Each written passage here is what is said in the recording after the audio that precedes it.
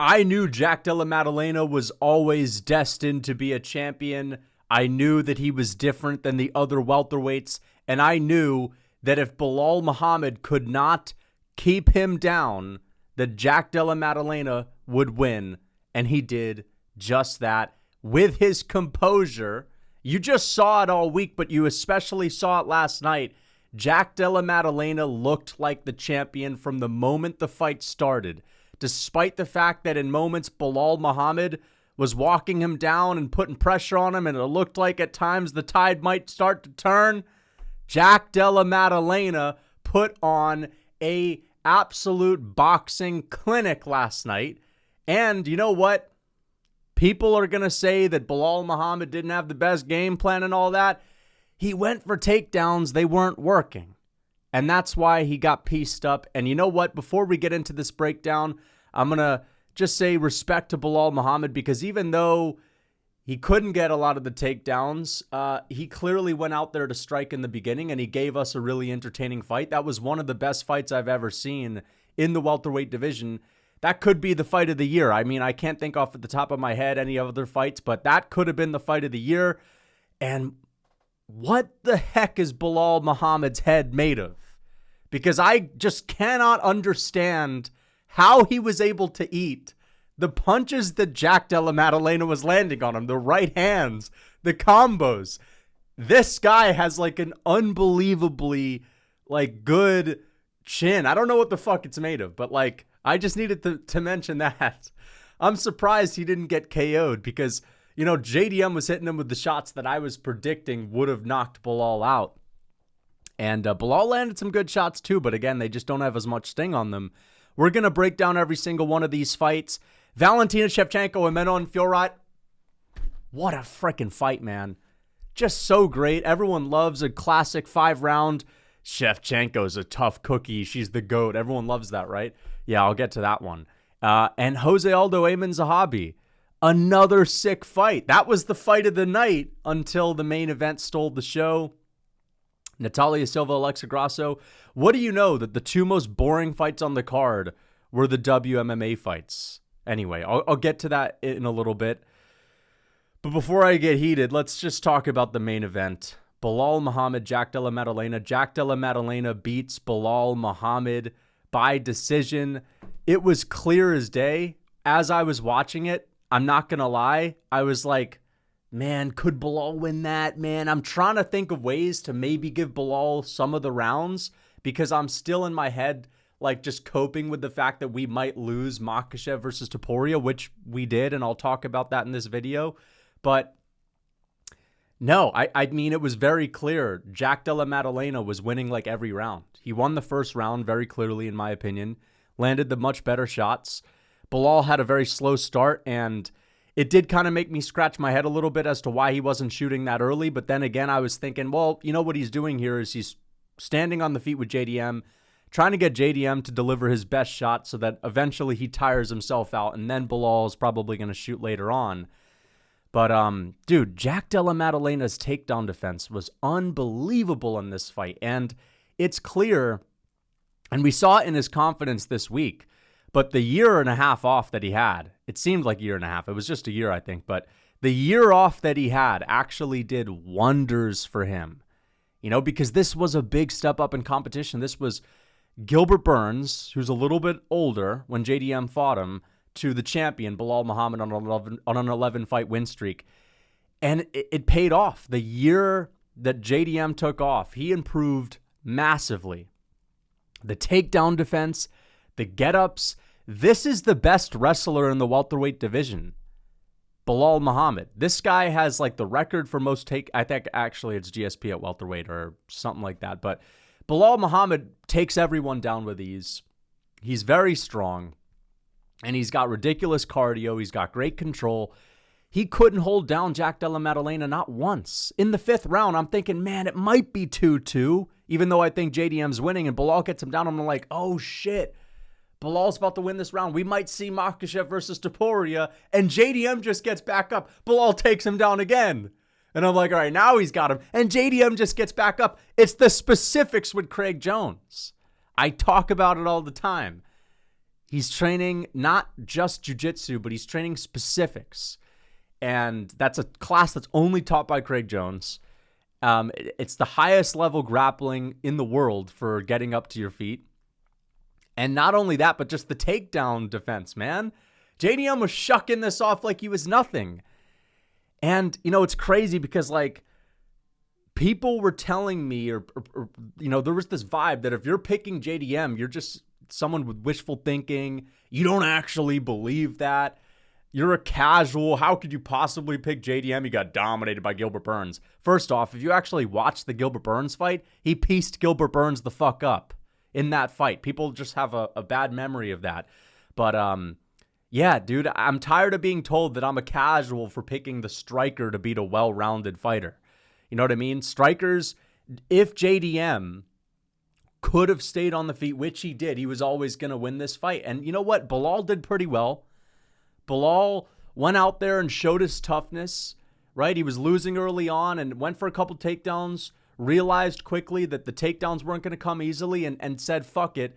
I'm going to push this guy as hard as I can. I'm going to push him back up against the fence. I'm going to put as much pressure on him as possible, and I'm going to try to break him. And we actually saw in the third round, JDM started moving back a little bit, and Belal had him up against the fence, and it looked like, holy shit, could Belal possibly do what he did to Sean Brady against Jack Della Maddalena? Like, is this about to go down? The fourth round, Belal starts coming on strong. Belal starts piecing him up a little bit, landing more shots. That was his best round in the entire fight. But JDM just out there in the fifth, dude. He said it at the press conference. He said, Belal's never broken anyone. I'm not going to be the first one.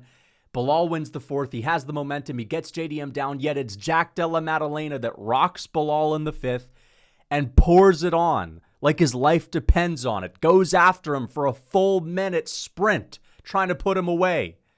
This was such a sick fight, man. I don't understand how Belal Muhammad was not going down with the shots that Jack Della Maddalena was hitting him with. And when I think about the Makhachev fight that we may get, I mean, I lean with Makhachev. I lean towards Makhachev, but then again, Belal Muhammad's chin is different. Like, I don't know if Islam Makhachev is going to be able to eat the punches that Jack Della Maddalena was landing on him. And I don't think it's just the case of, it's easy to knock out the unranked contenders, but the guys at the top, they have, better toughness. They have better defense. They can roll with shots better, and that's why it's harder to put them away. But I mean, no, Belal was getting hit really clean with some nasty combinations, some nasty right hands, and he wasn't going down. He wasn't really wobbling at all. It wasn't until the fifth round that he looked out of it. But yeah, dude, JDM's takedown defense improved. And again, Belal's striking, it's good, but it's never going to be on the same level as someone that's a natural striker. You know what I mean?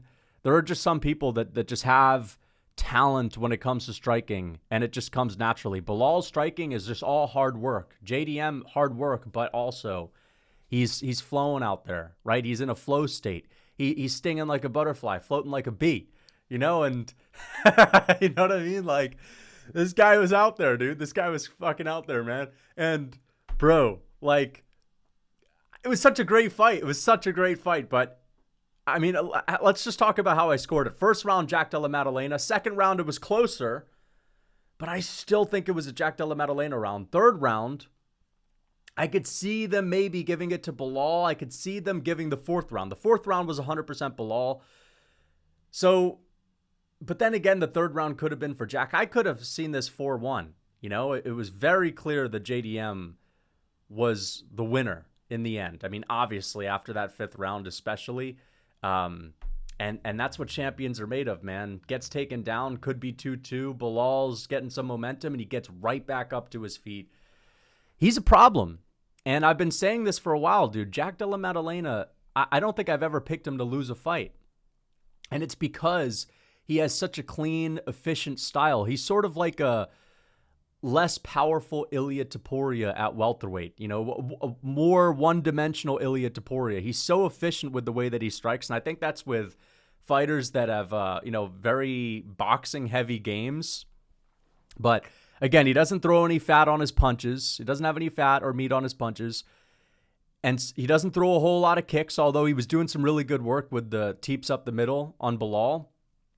But he's not expending a lot of energy with what he throws because, he's not like winding up at all. And he has a style that's good for 5 rounds. And he does have some thud and he does have some pop. And I do think that he's going to TKO a lot of people as champion. But will he stay champion?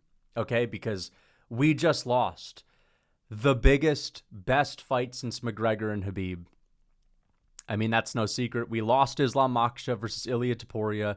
I hope that the UFC still pulls that fight together, even though I think that's just cope at this point. It's clear Makhachev did not want to risk having the toughest fight of his life before having an opportunity to move up. And so now he's going to move up, which, he's earned it, obviously. But it sucks that, let's be honest, if he beats Jack Della Maddalena, he's never coming down. People have this idea that if Makhachev moves up, no, don't worry, Topuria will earn it and then they'll fight. No, that's not how it works. When people move up a weight class, especially Makhachev, who clearly doesn't want to fight Ilia right now, he's not going to move back down. You think that a guy with a tough, brutal weight cut that is going to win the belt, if he does beat JDM, you think he's going to want to cut back down to 155? Are you out of your fucking mind? That fight's never happening. So people that are like, all right, well, at least, Ilia will earn it and then Makhachev will move down. Dude, it'll never happen. The only way that fight happens is if Jack Della Maddalena beats Islam Makhachev. That's the only way that fight happens. But you know what? The more I've thought about it, it's not the end of the world, all right? I mean, if you think about it this way, we have Ilia Topuria, who's a megastar. Not a megastar, but a big star. You get my point. There's no megastar in the UFC other than McGregor, Khabib. Nate Diaz is in the realm, but you get my point. We have the 2 biggest stars in Ilia Topuria and Islam Makhachev. If they fight, one of them is going to lose a lot of stock. Whereas if they both have separate trajectories, they can both continue to win, which is good for the promotion. Having 2 big stars is better than having just one. And we're still going to see Ilia Topuria clean up shop at 155. He's going to go out there and smoke Oliveira. He's going to knock him out so easily. And then Makhachev has a chance to become double champ. So, I think that's good for the UFC. We're not just relying on one date, but we have a Topuria date, and then we're going to get a Makhachev date, and we have these big cards to look forward to. Although I am worried that if they go to Perth, Australia, that card is going to suck. Because let's be honest, no one wants to fight in Perth, Australia, or no one wants to fight in Australia because of the taxes, I guess. And also, they just never stack those cards. So, it's going to be like a top-heavy card like this. This card sucked, by the way, but it sucked on paper. It actually played out pretty well. It was a fun card. I'm glad I watched it. But, it's not the end of the world. We see Ilia Topuria in a big fight at lightweight against a big name in Oliveira. He's probably going to get a highlight reel KO. If he defends the belt, he's going to retire. We'll never get the best fight ever. We'll never get Topuria versus Makhachev. And listen, Makhachev versus JDM is a good fight. It is, but let's be honest. JDM doesn't have half, not a quarter, not an eighth of the hype of Ilia Topuria. And I'm a hardcore fan. I'm a purist. Not 100% purist when it comes to the sport, but, I understand that JDM versus Islam is an amazing fight, but it will not feel like a mega fight. It just won't. It will not feel like a mega fight. It won't even be as big as Volk versus Makhachev. Okay? Because JDM, yes, hardcore fans love JDM, dude. I've been picking this guy to win every single one of his fights. He's amazing. He's a really entertaining fighter. He doesn't have star power at all. He has less than 200,000 Instagram followers. It's not a big fight. And that just means the buildup is not going to feel like a circus. Like, I don't need a buildup to a fight to feel like a circus, but McGregor-Khabib, that's why I keep comparing Makhachev versus Topuria to McGregor-Khabib, because the buildup would be so crazy. It would draw so many new people into the sport to watch. The rumblings from the hardcore fan base would reach the freaking North Pole. All right. This one, it's only hardcore fans are going to know about it. So yeah, listen, it is what it is. I'm not going to complain too much. I am a little salty that we're not going to see that, but Ilia Topuria will be a big star. Makhachev will be a big star. They don't have to cancel each other out. listen, it's better just to think that way than to just cope and seethe and be really pissed. I mean, we have to cope, but it's better to cope in a good way than to seethe. Okay? So, JDM versus Makhachev it is, man. And that's a different fight because even though Jack Della Maddalena on the feet is looking super composed and he's the king of the grit down. I mean, JDM woke up in the morning yesterday to a big bowl of grits, and people don't understand this. But actually, it was his team and Craig Jones that reached out to me because I wanted to ask them about how the specifics training was going. And they said, don't even worry about how it's going. We want your recommendation of what he should be eating. And I said, well, what's he eating already? And they said, he's waking up in the morning to a big bowl of grits. I said, don't say anything else. That's it. I hung up the phone right then and there. JDM is not going to get knocked out by Makhachev. He's too tough. He's too tough. Okay? And he's got a championship grittiness that you need. And he's got composure. The difference is Islam Makhachev striking is better than Belal. It's lighter man skill. Islam Makhachev, similar to Belal, doesn't have that natural striking ability. Now, don't get me wrong. I think he is a more talented striker than Belal. But he doesn't look like Poirier in there when he's flowing. And people could say, well, he was piecing up Poirier. Yeah, I get it. But he doesn't look as smooth when he's striking, right? There's some people like Justin Gaethje that don't look smooth. Justin Gaethje's not a natural striker. You can still be a good striker without being a natural striker. But Islam Makhachev is very technical. He does things well on the feet. He's hard to hit, which is different than Belal. Belal will just wade into range. Makhachev will make it much harder for JDM to hit him. And he's a southpaw, which could give JDM some issues. But again, on the feet, he's not a natural striker like Jack Della Maddalena. It's just some people have it and some people don't. And this guy clearly has it. You know, not many people are going to be able to stand with him and win exchanges because of how good his boxing is, you know. But let's not underestimate lighter man skill. And I do not want you guys to freaking roll your eyes and cringe about this bullshit. Listen.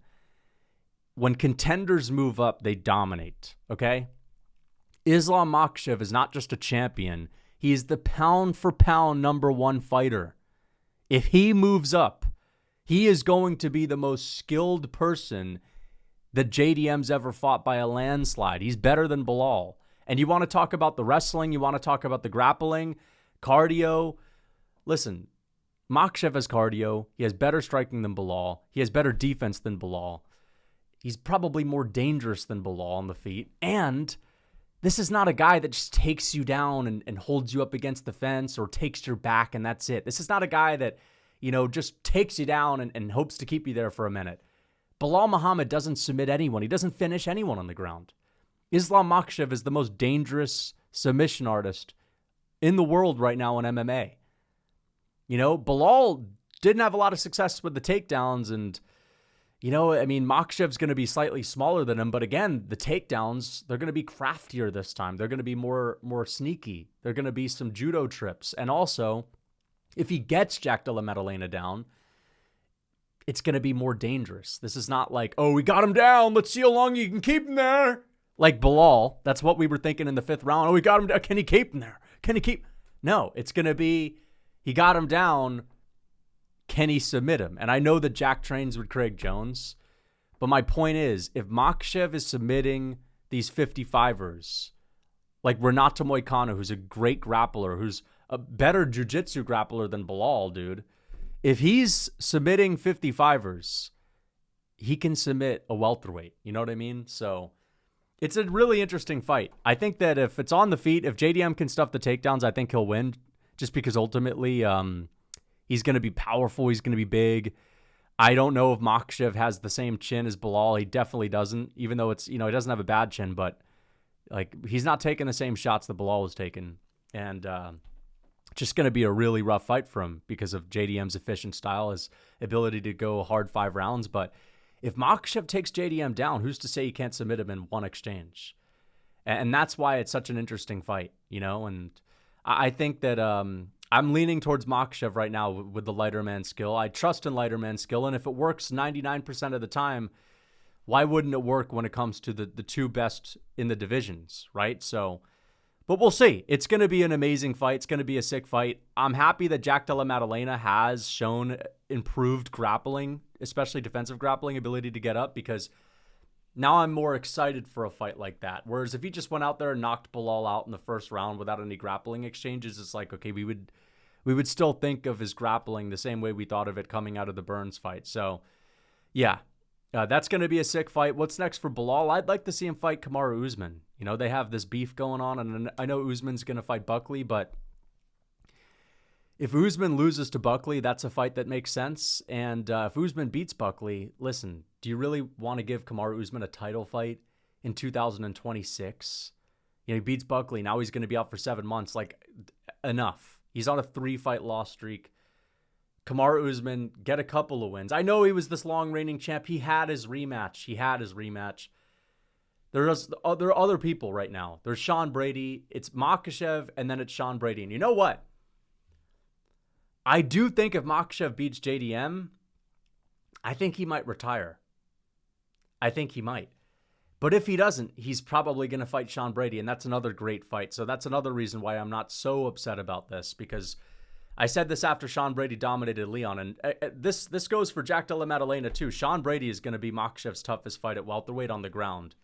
He might be Jack Della Maddalena's, next toughest fight after Makhachev.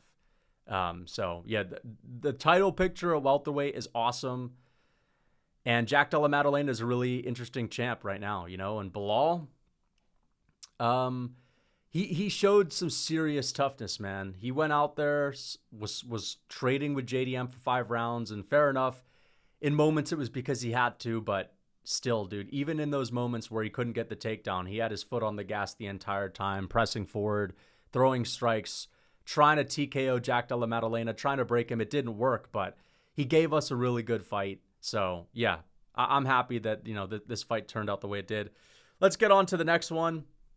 Listen, I'm not going to bullshit around about this fight, not even for a second. It doesn't even deserve the courtesy of a lighthearted moment. This fight fucking sucked. And I'm tired of sitting there acting like I need to take this shit serious when I'm breaking it down. Okay?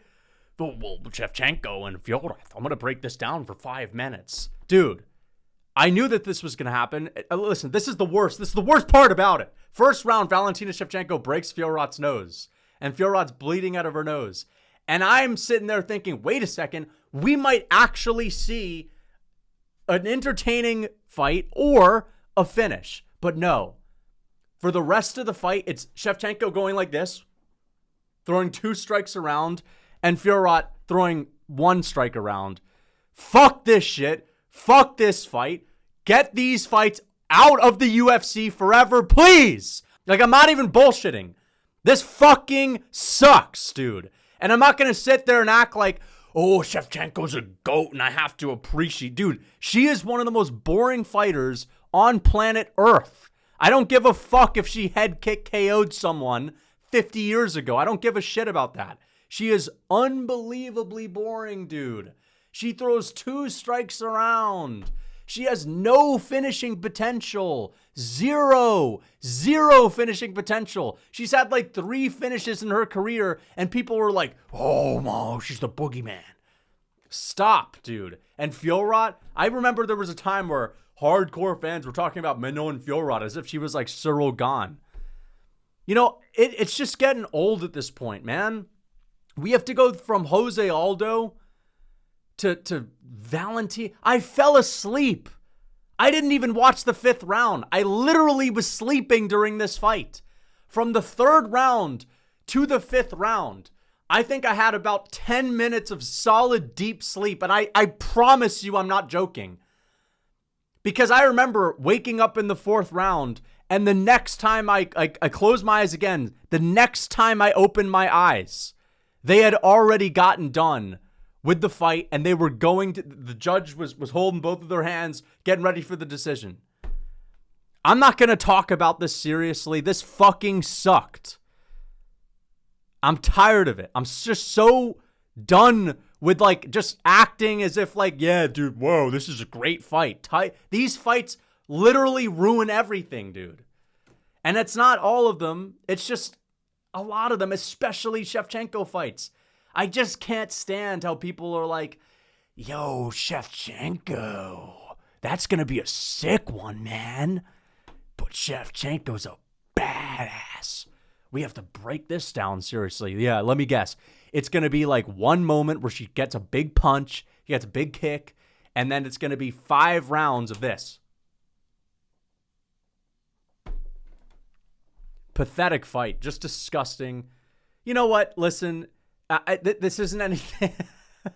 This isn't anything personal. Like, it is what it is. You know, I'm happy that they're able to go out there and compete, but just why do we have to put it on the fucking co-main event? Put the shit on a fight night.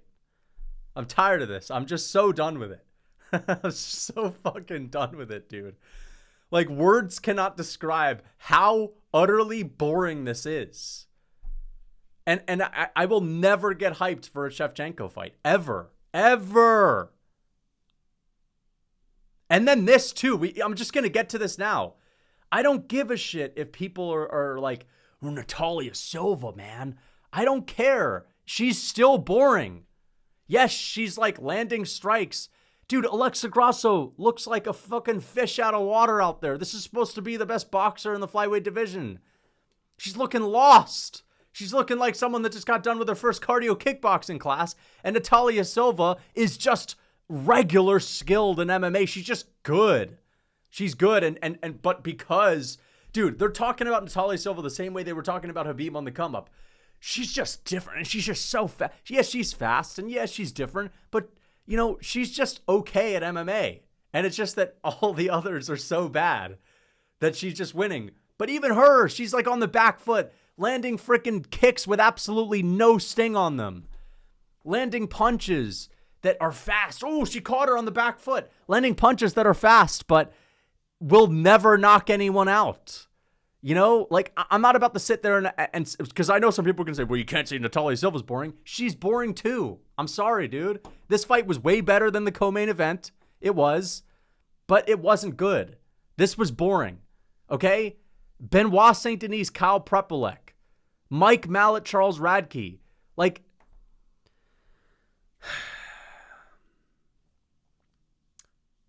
it doesn't matter when they're fighting. The fights are... There hasn't been a fucking finish in a WMMA title fight for like 10 years, dude. It's... I mean, you cannot watch these and stay awake. It's a chore to watch them. It's a chore. And people are going to be saying, dude, come on, man. You're not a hardcore fan, man. Okay, then maybe I'm not a hardcore fan. I like watching fights where there's like some possibility that someone's going to get hit, or that someone's going to get KO'd, or that there's going to be a fucking scrap.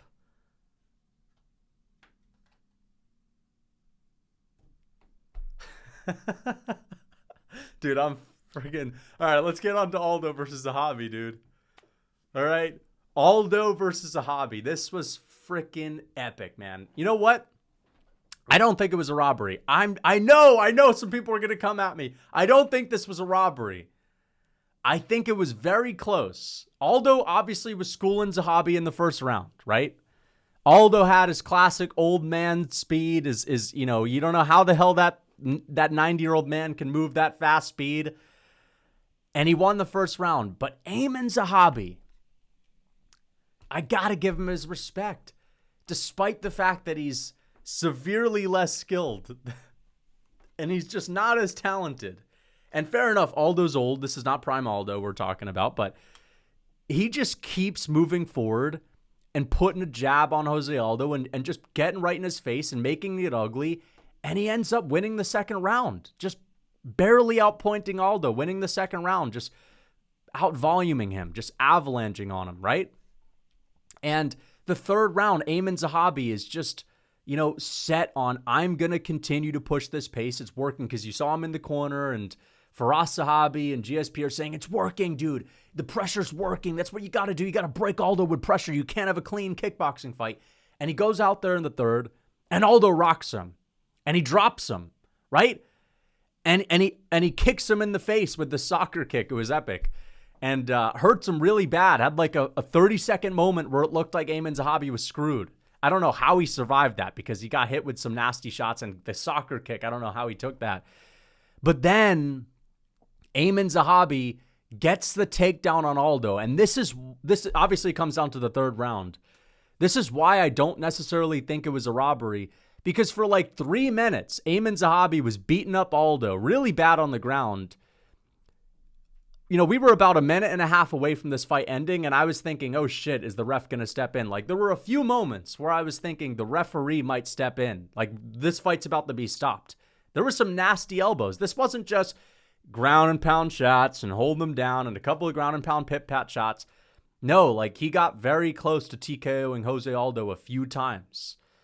And, you know, I know Aldo had a 30-second moment, but, you know, I mean, I don't know if that is always going to trump. And I know dropping someone is big, but the ground and pound Aiemann Zahabi had, that was about as dominant as you could possibly get. Maybe not as dominant, maybe not as dominant as you could possibly get, but that was extremely dominant. Like, for example, with the Aldo knockdown, I've seen more vicious knockdowns, right? I've seen knockdowns where someone gets dropped and they're totally out of it.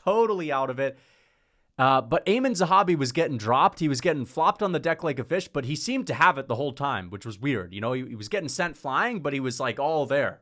You know, he wasn't totally rocked.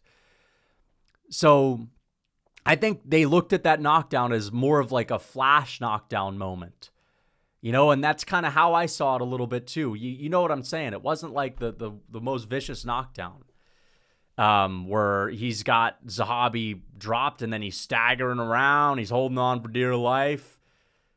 Although it's just tough to score. You can't sit there and tell me, though, that the third round was not close. You can't tell me that he was just holding him down and they gave it to him because of the control time. They gave it to Zahabi because of the ground and pound. And you have to admit that the ground and pound was getting nasty. Like, you were getting worried. You were getting very worried. So I'm just happy that this fight, you know, was an amazing fight.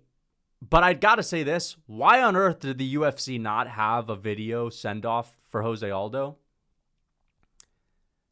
This guy is like a top 10 fighter of all time. They give Anthony Smith, by the way, they give Anthony Smith a 10-minute send-off. They gave him 2 videos. They gave him 2 moments. I think they gave him one before he walked out, and then they gave him another one after he walked out, and they had like Jelly Roll and all these people chiming in. But Aldo doesn't get anything. He doesn't have a moment. Not one moment. It's just kind of pathetic. I know that they do the Hall of Fame things where Aldo will be flown out to an event and they'll, you know, induct him into the Hall of Fame and they'll do like a cool video. But come on, man. The UFC should have known that this could have been his last fight if he were to lose. By the way, I'm going to be honest. I don't think Aldo's retiring. I'm just going to say it how it is. Aldo, to me, seems like one of these guys that he's very emotional in the cage, right? He's that's obvious. It's always been like that. He's always been a little bit emotional in the cage. And I know Aldo just loves fighting, dude, and he still has it, man. I mean, Aiemann Zahabi, listen, if this was prime Aldo, that fight would have looked differently. But Aiemann Zahabi, he really, really showed out last night. Like, that was a gritty performance from him because he performed way above his skill level, for sure. Way above his skill level. But, it was weird because, I mean, we were just talking about how the third round was close. After that moment where Aldo had this, like, big flurry where he hurt Zahabi, I didn't even mention this, but he looks up at the clock and everyone acknowledges, oh, he's looking up at the clock. Aiemann Zahabi jumps on him, but Aldo just shut down after that. It was very strange. It was like someone took the battery out of him. It was weird. You know, he had all this energy. He looks at the clock, and then he just crumbles instantly. So, and there were still 3 minutes on the clock. So, again, as far as the scoring goes, Aldo clearly crumbled for 3 long minutes, whereas, you know, Zahabi was hurt for like 30 seconds. So, the second round was Zahabi's. First round was Aldo's. I don't think this was a brutal robbery. I think that people that are saying that love Aldo. They obviously, I mean, you can't be a huge fan of Zahabi because he's not a legend, right? I mean, that was like his first really memorable fight in the UFC. And he's older, so it's not like he has like this crazy potential. You would have liked to seen the legend Jose Aldo get the dub, in a feel-good moment. I get that, but I think honestly, if this had went to Aldo, I would be saying that, man, they could have given it to Zahabi too. So I don't think this was a robbery. I think it might have been the right decision, and I know that some people aren't going to like that because there's some massive Jose Aldo fans, and I'm a Jose Aldo fan too. But, listen, at this point in his career, I don't think that Aldo getting this win is going to really make me more hyped about him. I understand it's good for him and you want what's good for him. I get that. But Aldo had an amazing fight. He had a fight of the night contender last night. And, I'm happy with that. He put on a fucking sick, epic fight, dude. He gave us moments. He's still looking like a sick fighter in his old age. Aldo looks like he's 50. Aldo looks like he's 50. He's only 38, dude. So yeah, but I'm happy that this guy just gave us a good show, man. I'm happy that he just gave us a good show. Win or loss, when you're 38 and you're Jose Aldo, it doesn't matter if you win or lose. You give us a good fight. That's it, man. You're a legend. This shit doesn't even count towards his legacy at this point, this is the type of fight that bumps Aldo down maybe 10 spots. It's not going to bump him down 100 spots. He goes from being the number 9 in the all-time to 19. Aiemann Zahabi's at the 22 spot now. But, it doesn't... No, I'm joking. I am joking when I say that. Listen, you get my point. I'm happy that Aldo showed us a good scrap, but I don't know if he's going to retire. There's something about Aldo when he's in the cage and he's saying he's going to retire. I just don't believe it. I don't know why, man. I feel like I'm on this. I can read Aldo's mind. I feel like I can read Aldo.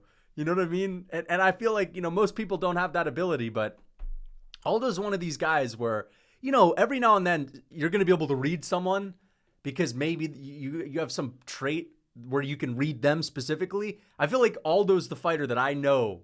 I know Aldo. I know Aldo. I don't think he's going to retire, man.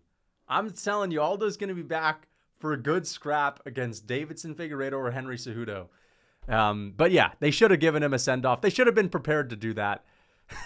Maybe the UFC is the same as me. They're like, dude, we know Aldo's not going to retire. We're not doing that yet. But yeah, they should have given him a send-off. I think that was pretty pathetic that they didn't at least prepare for it, because you knew that if Aldo were to lose, he's been talking about making the second title run, and if he can't win the belt, then he's just going to hang him up. They should have had a video ready for him. So I didn't like that, but it was still a great fight. I'm not bitter about Aldo losing because, again, it's it was just a sick fight. It was super competitive. Could have gone either way, honestly. And, I think that Aiemann Zahabi earned the win either way. I'm kind of happy that he got the dub, because that's going to be the biggest moment of his career. Dude, Aldo's had a massive career. Aldo's won the belt. He's defended the belt. He had a legendary contender run after he lost a few times. And he's looked at as one of the greatest fighters ever. Aiemann Zahabi's never going to be looked at as that. A win in his hometown against a legend like Jose Aldo, where he has a gritty performance and he defies the odds, and obviously the skill set is not in his favor. That's a big moment for him. So he just had the biggest moment of his life. I can't hate on that. So, I think this is a good feel-good moment. Alexa Grasso, Natalia Silva. Yeah, Alexa Grasso looked like a fish out of water. Natalia Silva, she's actually good for WMMA. She obviously is good. She's very fast. But I'm not going to lie. I still thought this was pretty boring. Back foot. The thing is, because there are certain fighters that can fight on the back foot and land strikes, and she was doing that. But in WMMA, the impact of the strikes are so low that you don't feel like actually any damage is being done. And, it's even in a Natalia Silva fight where she's clearly the faster and the better, there was not a moment in this fight where I thought we were getting close to a finish. Not one. Not one. Or I even thought that there was potential for there being a finish. And that's another reason why, some of these fights aren't that good. Benoit Saint Denis versus Kyle Prepolek. This was a badass fight, man. Benoit Saint Denis. This was a good fight. Kyle Prepolek really showed out. People forget, man, Prepolek's an absolute marauder, man. Not the best, most dominant showcase from Benoit, but listen, he broke Prepolek. He mogged him in the second round, was viciously elbowing him, kneeing him. Yes, he didn't get the first round submission, and Prepolek really made it difficult for him on the ground, but classic Benoit Saint Denis on the feet, marauding fest. I was happy. This was an entertaining fight. Prepolek, he stood his ground. He wasn't about to be a walkover. Put up a tough fight. I got to say this. I don't know if it's just because Benoit Saint Denis was so confident against Prepolek that he just wasn't caring, but his defense looked like shit again, and there were moments where they were slugging and Prepolek was catching him in the pocket in the second round, and I was like, damn, dude, has Benoit not changed at all on the feet? But maybe he's just got no respect for Prepolek because, he's not been in the UFC for quite some time. But either way, it was a fun fight. First round was a little slow, but he was dominating him, and he got close to a submission. And then the second round, he just broke him up against the fence with vicious elbows, knees. Prepolek, as I said, put up a good fight. Is Benoit looking like he is head and shoulders better than he has ever been? No, he's not. But I think this win is good for him. And I think, more time from the Moicano fight till he fights another really good contender is going to be beneficial for him. So I'm happy that, if he was in the cage with Joel Alvarez last night, I don't know if that would have went well for him. So I'm happy to see Benoit Saint Denis in the win column with an entertaining finish. Classic Marauder finish. So really good fight. And I hope they give Prepolek another opportunity because he stepped up big for them. And, he looked game. He looked pretty game. Mike Malott, Charles Radtke. I regret not picking Mike Malott. Yeah, I spent a lot of time on this prediction because I didn't know who to go with. I was saying I'm going to Radtke because he's tough, and Malott seems to have lost a little bit of confidence after the Magny fight. He had this terrible fight with Trevin Giles, and Radtke's just going to put a pace on him and get in his face and knock him out. But then I was thinking in that prediction video, I was like, wait a second, though. But Mike Malott, I'm remembering all of these finishes he had where he looked so fast, he looked slow, slick on the feet. And then I'm remembering him dominating Magny before the end of the third round where he gets finished. And I'm like, man, but he's probably more skilled than Radtke. But I ended up going with Radtke because I really didn't like Malott's performance against Giles. But, dude, Radtke was clearly out of his league in this one. Like, Mike Malott absolutely speed-mogged him. Not only that, but just made him look silly. Like, was just countering him effortlessly. Just put on a masterclass. I mean, this wasn't even close. Mike Malott destroyed Charles Radtke in the first round. Radtke had like one moment where he got in the pocket and landed a couple of strikes at the end of the first. And then in the second round, Malott puts him down in like the early part of the second round with a check hook, follow-up shots. Just a masterclass, entertaining fight. This was what Mike Malott needed. He is now 2-0 since the Magny loss. And I think this was big for him, It's like he obviously has his confidence back. So this was the Mike Malott that we were picking to beat Magny. This was the Mike Malott that we saw back in the day. So he's looking really good. And yeah, I think that he still is a contender. He still is a contender in this division. Charles Radtke got absolutely destroyed. I should have went with Mike Malott. That was obviously the right pick. But, it's easy to say that in hindsight.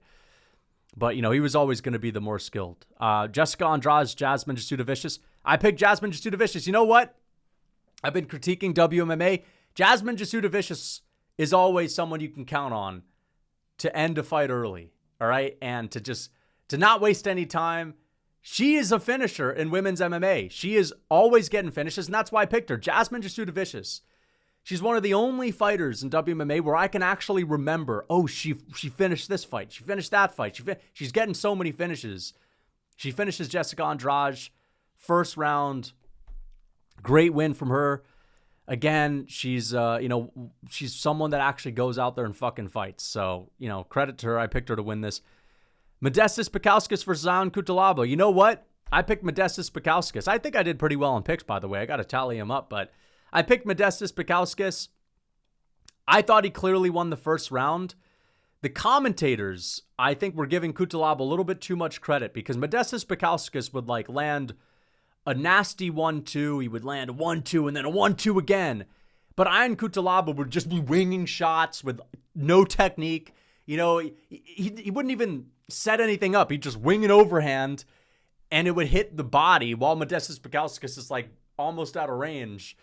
And he would throw spinning kicks, but the commentators were like, Modestas is landing, but Cutelaba's just doing so much more, and he's landing all these strikes. But The strikes were barely grazing. Like, the leg kicks had no sting on them. Listen, Cutelaba had moments in this fight. I'm talking about the first round now. It was clear that even though Modestas hadn't thrown as much as Cutelaba, his strikes were so much more impactful. Like, his strikes were memorable. Cutelaba had numbers but had no substance. And then in the second round, I gave that round to Cutelaba. I think Cutelaba edged out the second round. Modestas didn't really do a lot. But then the third round was kind of like the first. Modestas Bukauskas landed the strikes of substance, and Cutelaba was moving forward a bit, but again, not landing the clean shots. Modestas was the one landing the headshots. You know, could this have gone to Cutelaba? It could have. It was very close. But I don't think it was as brutal of a robbery as a lot of people are saying. Because I know that people are obviously going to call this a brutal robbery. Listen, I think there's a good argument for Cutelaba winning the second and third. He definitely won the second. But the first round, I think a lot of that is commentary, just talking about Cutelaba. And listen, I'm a Cutelaba fan. I want to see Cutelaba win, but he was not the guy landing the big punches. It was Modestas. And Modestas is on a 3-fight win streak. I picked him to win. I think he was the better fighter. But you know what? Then again, he wasn't letting his hands go as often as he should have, and it was very close. So I understand why people are not happy with the decision. I get it. Navajo Stirling versus Ivan Erslan. Navajo Stirling gets it done against Ivan Erslan. I was about to say this was a boring fight until I remembered the third round. Navajo Stirling, Ivan Erslan. I gave Ivan the first round. He was landing the nice right hands, clean on Navajo Stirling. Second round, it was a Navajo Stirling round with output. Third round, Navajo Stirling rocks Ivan Erslan with a 1-2. And Ivan Erslan starts like showboating. And he gets rocked every time he does it. You know what I mean? He's like out there showboating. It could be 1-1 going into that round. I understand the tide was changing and Navajo Stirling was clearly winning the third round. But if you want to give yourself a chance to win, at least, you know, put your guard up and then throw punches and then slug. But you know, doing this, maybe he was just so rocked he didn't realize it himself, but he gave himself no chance. You know, he gave himself no chance. He was gesture maxing, man. So this was okay. Navajo Stirling is still at this point very green. That's why I don't think I picked him by TKO. I picked him by decision. I don't know. He always has a moment in the third round where he hurt Tuco Tokos in the third. He hurt Ivan Erslan in the third. But even though his kickboxing is okay, he does not look dominant at all in any of his fights yet. Again, I know he's only 7-0, but still, like, he has a razor-close couple of rounds with Ivan Erslan. You know, I mean, it's going to be some time before Navajo Stirling's actually very good, but I picked him to win. He gets it done. Marc-Andre Barrieu destroys Bruno Silva. Rare Marc-Andre Barrieu TKO. Usually Marc-Andre Barrieu. I said he was the original Marauder. Marauders actually evolved from Marc-Andre Barrieu is what I said. You know, we know Marc-Andre butts head with his opponents like a bison will butt heads when fighting. And he usually just slugs in the pocket, you know, slow-mo slugging in the pocket, gritty battles. But Marc-Andre Barrieu just finished Bruno Silva. Bruno Silva is a husk of his former self. It's clear. Marc-Andre Barrieu took advantage of it. Clearly is the guy that still wants it more these days, that still got it in him, still got the fight in him. Push Bruno Silva up against the fence. Nasty elbows, puts him away. Vicious KO for Marc-Andre Barrieu. But Bruno Silva, I think he should consider retiring. Daniel Santos, Zhang Liang Li, amazing fight. Sick fight. I didn't pick this one because I picked Zhang Liang Li to beat someone else, but then Daniel Santos took it on short notice. Winning on short notice is very impressive. Very impressive, but this was a sick fight. I'm a fan of Zhang Liang Li. Always brings it, always entertaining, and so is Daniel Santos. But let's see. Brad Katona, Beksat Almakhan. Dude, Brad Katona, I picked him to get slept in the first round by Beksat, and that's exactly what happened. Overhand, or was it an overhand? It was an uppercut. An uppercut sleeps Brad Katona, puts him down. He had this like delayed fallback moment where he gets hit with the uppercut and he almost like froze up for a second and then slowly starts to fall. Yeah, Brad Katona just got absolutely blitzkrieged. That's what happens when you don't have any finishing potential and you're someone that goes out there for a takedown and then they get up, and then you're going for a couple of pit pat jobs and a takedown and then they get up. if you run into one of these guys like Beksat Almakhan, former flyweight, lighter man skill with rangy kickboxing and wicked power, he dropped Umar Nurmagomedov. You know, there's a chance you get clipped with one punch because Beksat's not going to have any respect. You're going to the Shadow Realm, and Beksat Almakhan sent him to the Shadow Realm. I said it when Umar beat him. That win was going to age well. Beksat is a beast. I knew he was a beast when he made his UFC debut, but, you know, obviously the Umar fight had one moment, but then got dominated. You know, it would be easy to sort of forget about him. But, yeah, I think Beksat is going to continue to rise up the ranks very fast. He's extremely dangerous in this division. Kind of sad to see Brad Katona go out that way, right? I mean, I'm not like a big Brad Katona fan, but, you know, he got completely he got humiliated with that KO, dude. Yeah, it is what it is, man. This was a good card. 1, 2, 3, 4. I mean, these weren't that great, to be honest. 5, 6. Yeah, these were some good fights. How many did I get right? I got the JDM pick right. I got the Shevchenko pick right. This one I got wrong. I think I picked Grasso. So I went 3-2, 4-2, 5-2, 6-2, 7-2, 8-2, 9-2. I went 9-2 on picks. Not bad. Not bad at all. And Jack Della Maddalena, I'm right. I picked him to win. He was the underdog. I believed in the composure. I believed in the patient, efficient boxing of Jack Della Maddalena. He gets it done. What a fight. An amazing scrap. Good card overall. Let me know what you guys think in the comments. Until next time.